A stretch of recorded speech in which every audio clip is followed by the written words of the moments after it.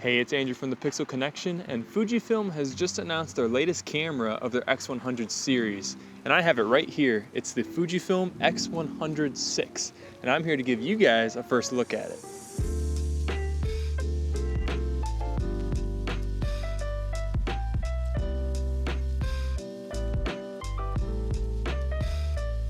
If you haven't kept up with the news, one of the hottest cameras in 2023 was Fujifilm's X100V. And for a camera that's already 4 years old, its popularity has never been higher, largely part to its retro film aesthetic that it brings, whilst maintaining a high, sharp image quality. And everyone wanted to get a piece of the action. So how does Fujifilm respond to this? Well, they decided to drop what may just be the best APS-C travel camera built for creators that we've ever seen. Before we start breaking this camera down, we want to send a thank you to Fujifilm for sending us this pre-production model early to give our first reaction and give you guys a bit of a breakdown for when it releases. And dare I say, after playing with this so far, I want to keep going out and taking pictures.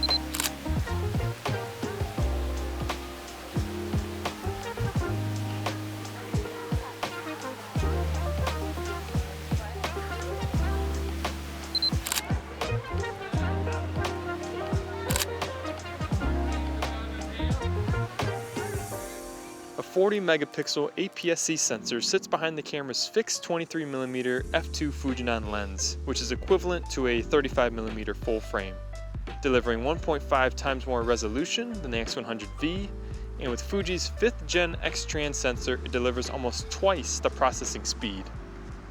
By utilizing the processor, the autofocus feature in this camera brings new state-of-the-art subject detection and very reactive autofocus tracking, which has been very satisfying to play with so far. Fujifilm even implemented a deep learning algorithm into this camera, allowing more accurate autofocus coverage even in unpredictable circumstances like low light situations.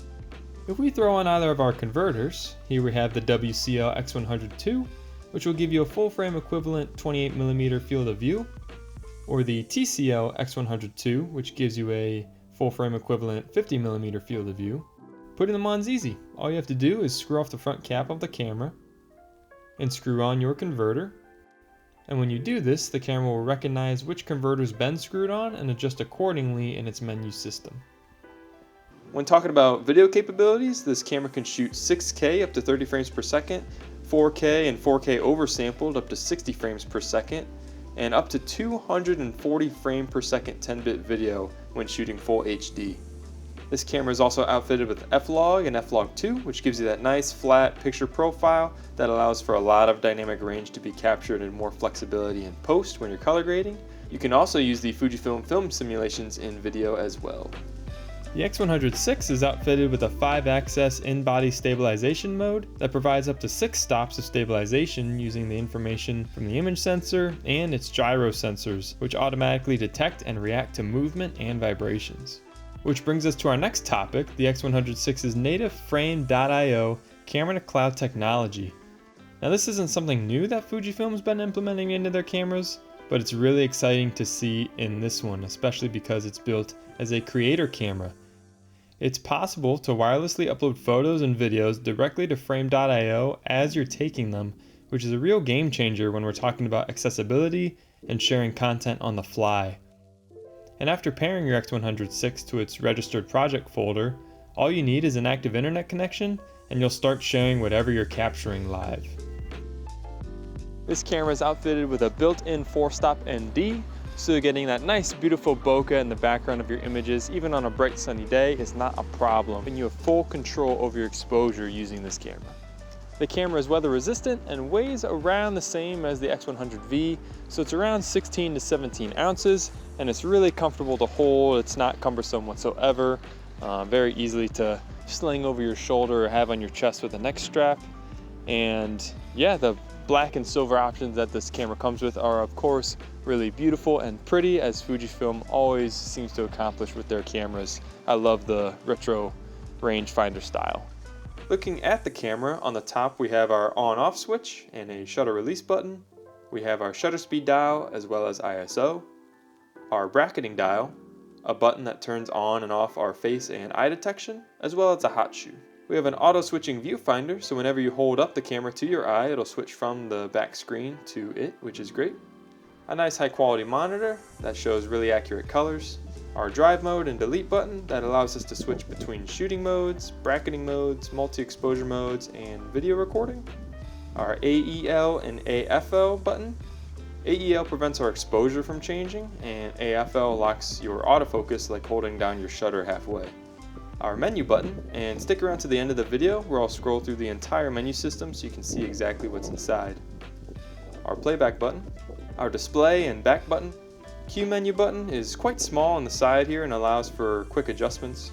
And lastly, we have a nice scroll wheel on the top right here that allows us to change settings through our menus and currently our shutter speed. Looking at the camera on the side here, we have our microphone or remote shutter port, a USB-C port for data transfer or charging, and a micro HDMI port. On the other side, we have our focus modes, manual, continuous tracking, and single shot. At the bottom of the camera is where you insert your SD cards and our standard thread for tripods and such. And the camera takes a Fujifilm MP-W126S battery that lasts around an afternoon or possibly the whole day depending on how much you're shooting. Thank you guys so much for watching, and if you're interested in learning more about this camera, feel free to shoot us a call or send us an email here at the Pixel Connection.